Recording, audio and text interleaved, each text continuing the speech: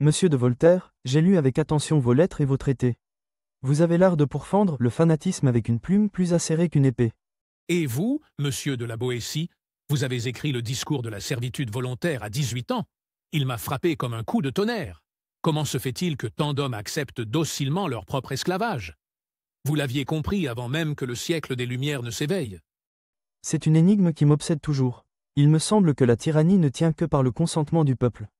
Non pas par la force seule, mais par une habitude servile, une accoutumance à obéir. Une idée si simple, et pourtant si révolutionnaire.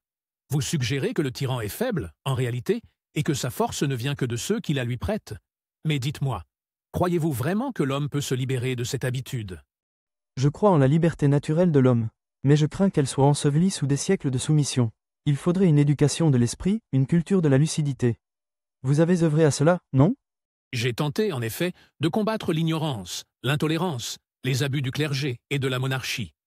J'ai foi dans la raison, mais je ne me berce pas d'illusions. Les puissants tiennent à leurs privilèges comme les esclaves, à leur chaîne dorée. Et pourtant, vous usez de l'ironie et de l'esprit pour éveiller les consciences. C'est une arme redoutable. Moi, je m'interroge encore.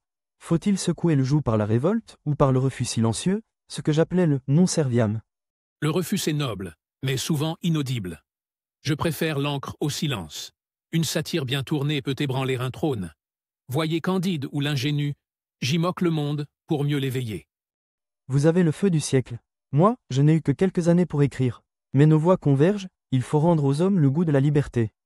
Non celle qu'on proclame, mais celle qu'on vit. Alors buvons à cela, chère la Boétie, à la liberté qui ne s'achète pas, qui ne se donne pas, mais qui se conquiert par l'intelligence et le courage. À la liberté volontaire, et à la fin de la servitude qu'on s'impose à soi-même.